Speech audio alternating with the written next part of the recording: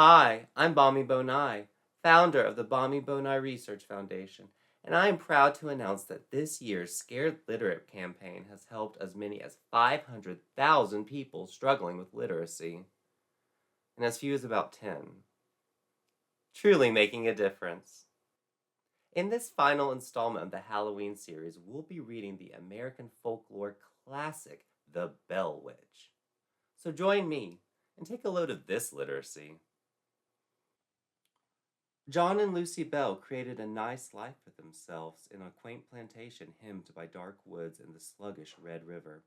As rural, scarcely educated farmers, they had a ton of children and slaves to help maintain their plantation and give the patriarch John feelings of entitlement to others. For this reason, he strategically entered into business with an elderly, widowed, and slightly senile neighbor named Kate Batts. He would lend Dean, a human being, out to her during the winter months, when this person, whom he saw as an object, was of little use to his plantation. However, the contract they entered upon was considered unscrupulous, as he was lending his property at an illegal interest rate. Every time John would come to collect, he would collect more and more. By 1817, Kate Batts could not afford to pay and had to surrender her family's land. "You're an evil man, John Bell, and while I have no moral qualms about slavery, your interest rates are evil and untoward. I'm telling the pastor at the Red River Baptist Church and will do everything in my old hag power to get even with you." John just laughed at the old woman and took her land. That night, his family celebrated with whiskey, dancing, and general merrymaking at the widow's expense. John's youngest sister, Betsy, a Capricorn born on the same day as him, was clever and had natural vocal talents, so she improvised a cruel song mocking Kate Batts. At midnight, the house woke up to the sound of banging on the wall of Esther and Betsy's bedroom. The girls claimed to have seen a figure in the room, but no one was there. Days later, the Bell family learned that the widow Batts had died. When the pastor went to her home, he found evidence of John Bell's crimes and a note saying he had broken her heart.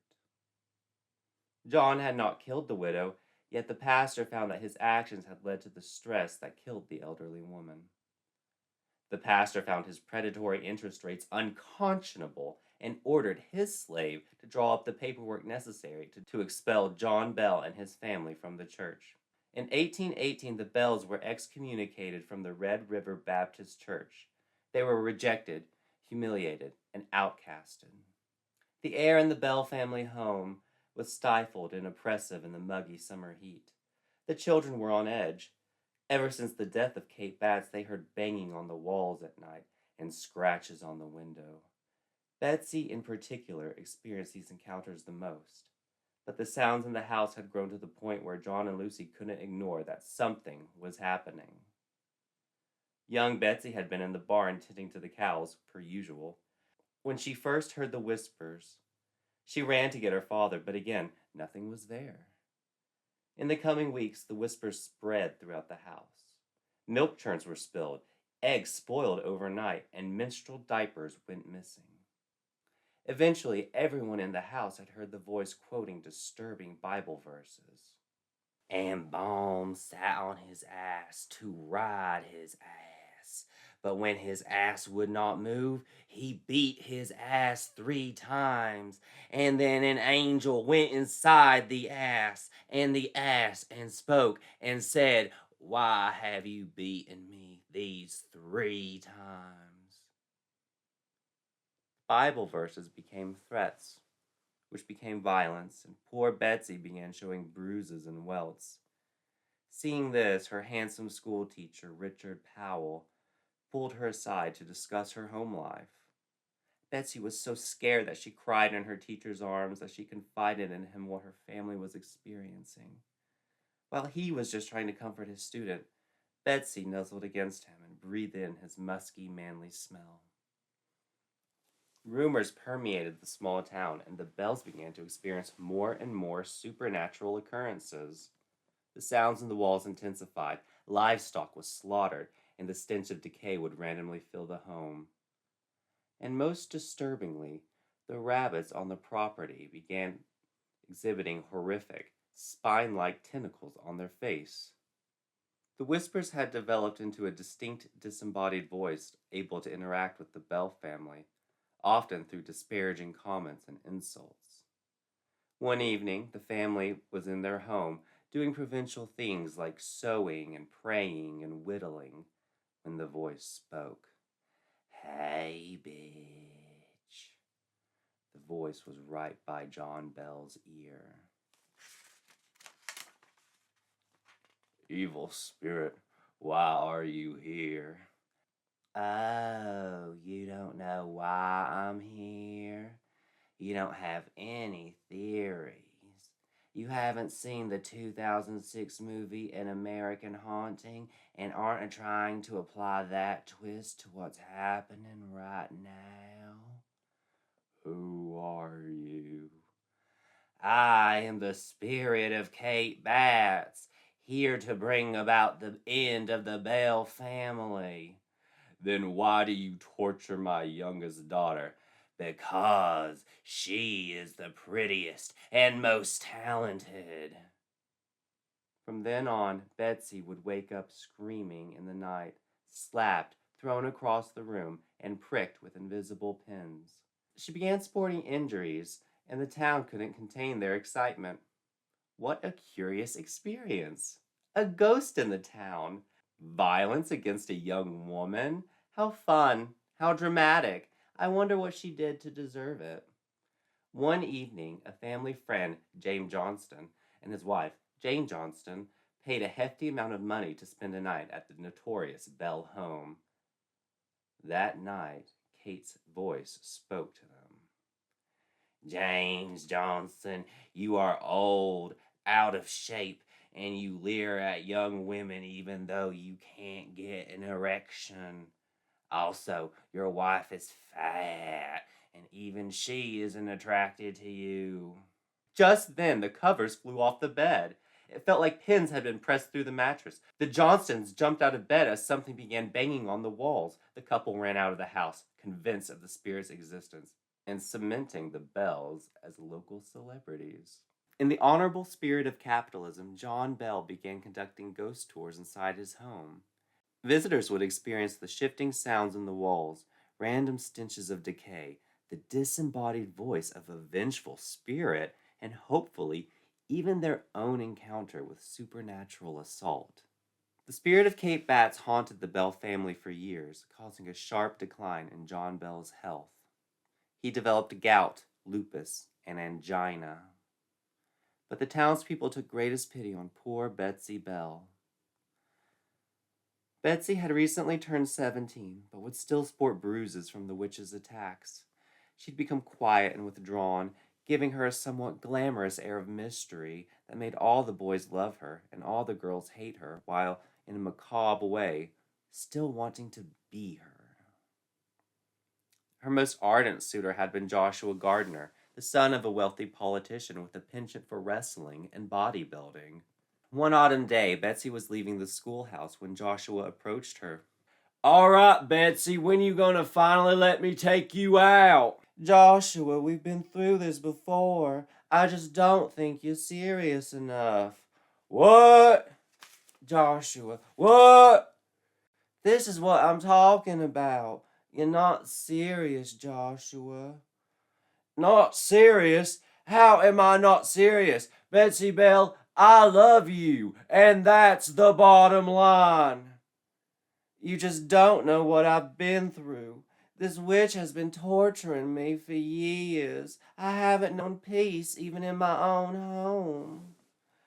"Betsy, I will protect you from this witch that your family has made a fortune off of. I will kick that piece of crap out of your life for good. Because I am, without a shadow of a doubt, the toughest and roughest damn champion you're ever gonna meet. And that's all I gotta say about that." Betsy was so moved. She knew Joshua would be a good protector and provider, but she never expected such poetry. A crowd had amassed, and among the onlookers was her teacher, Mr. Powell. She stroked Joshua's goatee. "Joshua Gardner, will you buy me a ticket to one of my family's haunted dinner parties this weekend?" "Oh, hell yeah!" The crowd applauded, and Joshua kissed her hand before departing.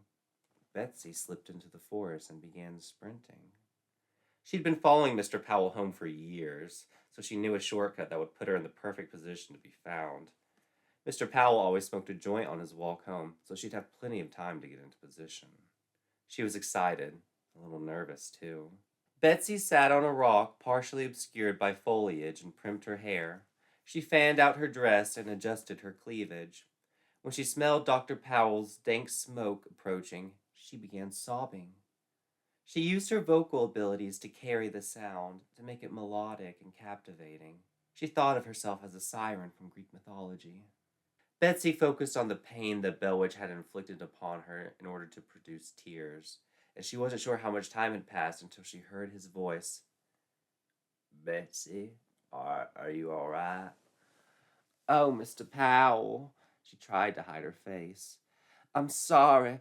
I thought I was alone." "Why are you crying, hon?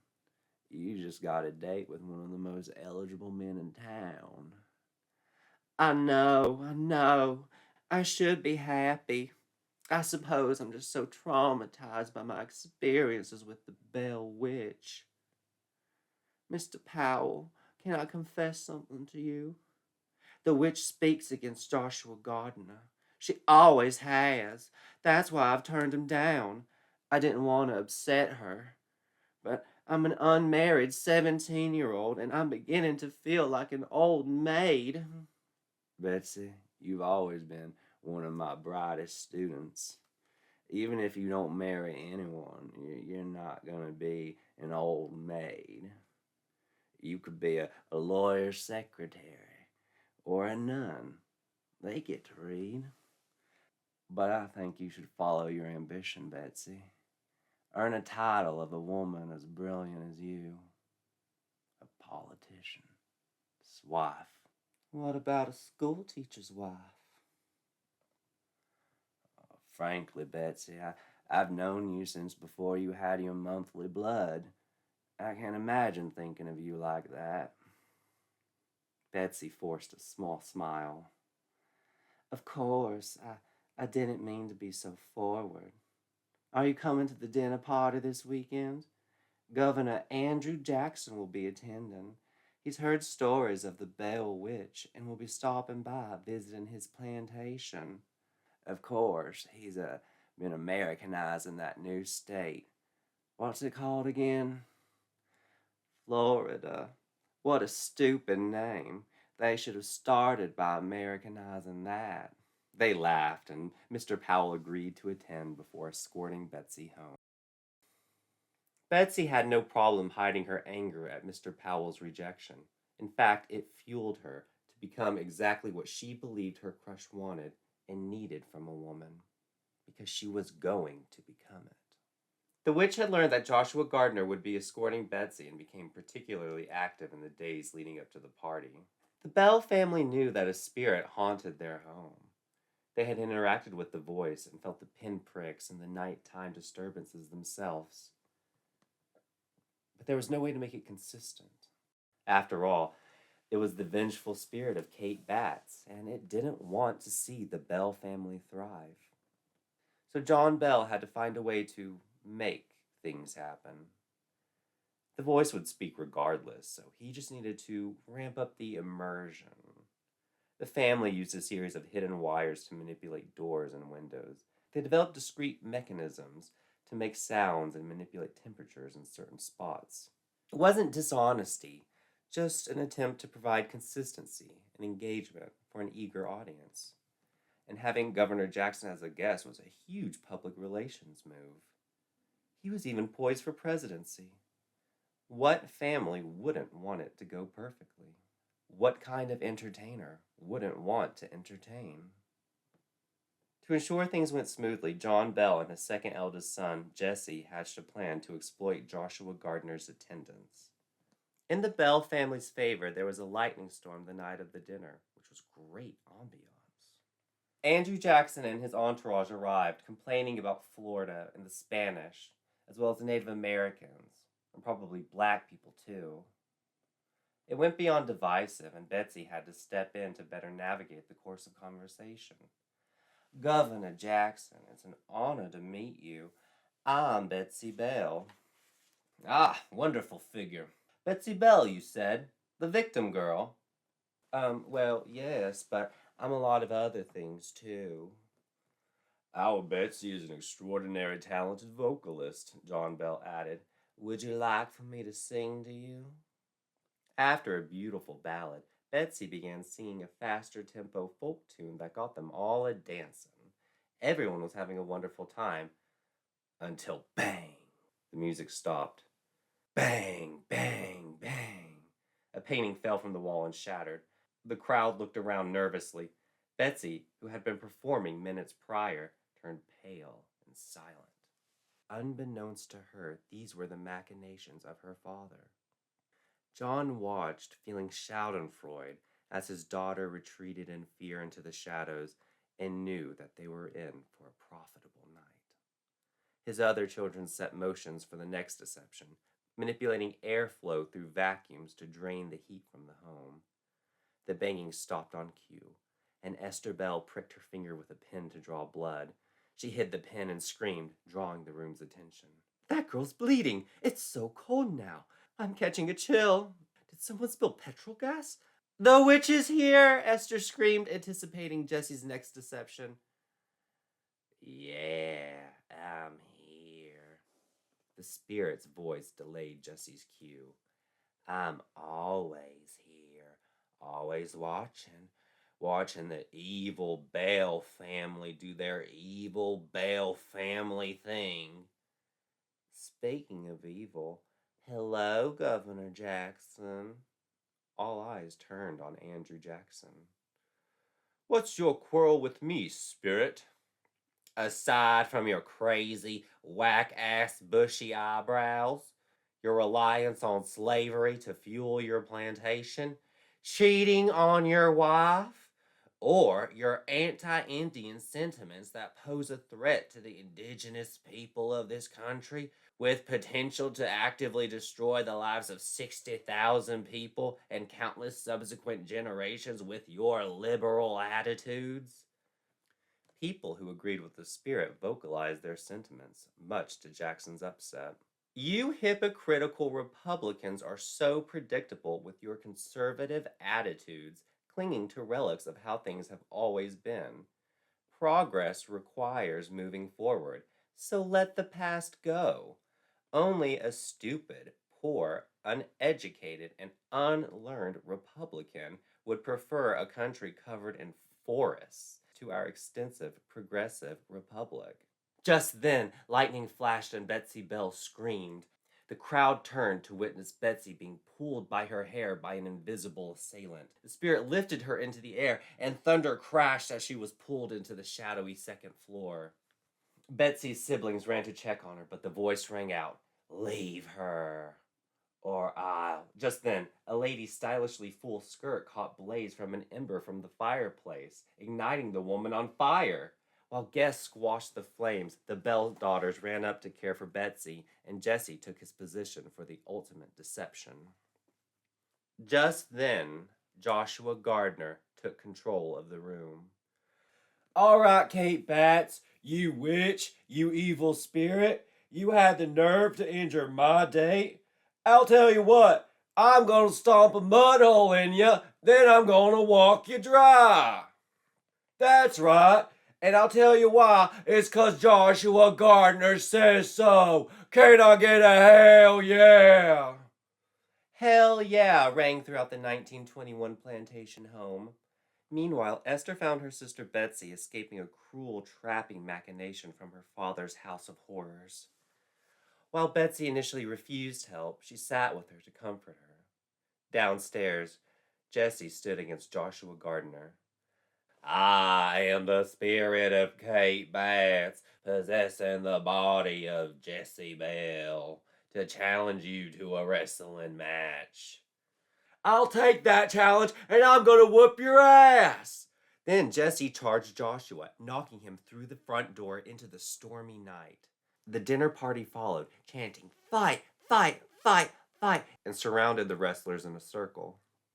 Joshua pushed himself off the muddy ground. When Jesse charged, he strengthened his stance, held out an arm, and clotheslined him. When he was on the ground, Joshua hit him with an elbow drop. Ooh, went the audience. Joshua stood in the center of the crowd, rain pouring down his bald head as a grin spread across his face. Jesse Bell staggered to his feet, clutching his ribs from Joshua's last bone-rattling move. All right, you evil spirit, I'm gonna hit you with the Stone Cold Stunner, and you're gonna leave my new girlfriend, Betsy Bell, alone forever, Joshua said, raising both arms, middle fingers ready to Joshua said, raising both arms, middle fingers ready to salute before delivering the final spine buster. But just as Joshua lunged forward, Jesse Bell's hand struck his abdomen. A sudden crackle split the air, and zzz, Joshua's body jerked violently as the hidden laser struck him. His eyes widened in shock, his muscles locking. Joshua collapsed, twitching in the mud. The crowd erupted in both cheers and screams of disbelief. The chants turned to a thunderous roar of outrage. Jesse Bell tossed the weapon out of sight and dropped across Joshua's chest. Andrew Jackson counted 1, 2, 3. Ding, ding, ding. John Bell rang the victory bell. Governor Jackson raised Jesse Bell's arm in victory, only for him to collapse. What happened? Where am I? Why are we outside? John Bell's ruse had worked better than he had ever anticipated. But he couldn't forget the sight of his daughter being pulled by her hair like that. It had never been so violent. Perhaps because of this, John's health began to fail. Your days are numbered, John Bell, the witch said to him one night, and after you're gone, it'll be Betsy. One winter night, after Betsy had given her father his medicine, Joshua Gardner stopped by. Betsy, I love you. You are the smartest, hottest, and most famous girl in this town, he said. And I want to take you out of this haunted house. Betsy, will you marry me? Betsy hesitated. The whole room went silent. All eyes were on her. Yes, I will marry you, Joshua Gardner. Everyone cheered as the couple kissed. Then Joshua ripped off his shirt and began to flex and celebrate, when suddenly, John Bell will die for that. The celebration stopped immediately. That night, John Bell died in his sleep. The Bell family buried John without incident from the witch, but at the wake, Betsy announced that she could no longer marry Joshua Gardner. She left in tears, and the town had no choice but to sympathize with her heartbreaking circumstances. The witch left that day and never spoke to the Bell family ever again. In her place was a heavy silence. Betsy had lost her father, her fiancé, and was struggling to cope with a lifetime of supernatural abuse. Most sympathetic to her was her old school teacher and mentor, Richard Powell, whom she confided in the most. It took 2 years for him to finally propose, but Betsy agreed in an instant. They left town and lived a quiet, happy life without plantations or witches or ghosts. Late into the marriage, after raising several children together, Richard Powell found his wife's old diary. The diary journaled her adolescent crush on Richard, which turned to obsession. Betsy chronicled her progress learning ventriloquy and throwing her voice. After all, Betsy had always been an exceptional vocalist. She wrote about planting mice in the walls to make the noises, engineering the devices her family used for their haunted house, and devising realistic injuries on her body. Betsy had masterminded everything. She had been the voice of Kate Batts all along. Richard's mind reeled at the reality of who he had married. Oh no, I've been caught. The spirit's voice rang out. Richard looked around for Betsy, but she was hiding. He didn't have time to react before she covered his head with a bag and clung to him until he lost consciousness. She then fed him the same herbal concoction she gave her father all those years ago. On that day in 1838, Richard Powell suffered a stroke that left him completely under Betsy's control. She cared for him for 10 years until his death. Betsy herself died 50 years later in the home of her loving daughter, who found her mother's diary. She read the cold, calculated entries exposing one of the biggest hoaxes in Tennessee history. What a shame. Her mother was so brilliant, but so sloppy to leave such incriminating evidence behind. The bellwitch had done so many services to her family that she decided to honor the tradition. She started a fire and burned the evidence. The end.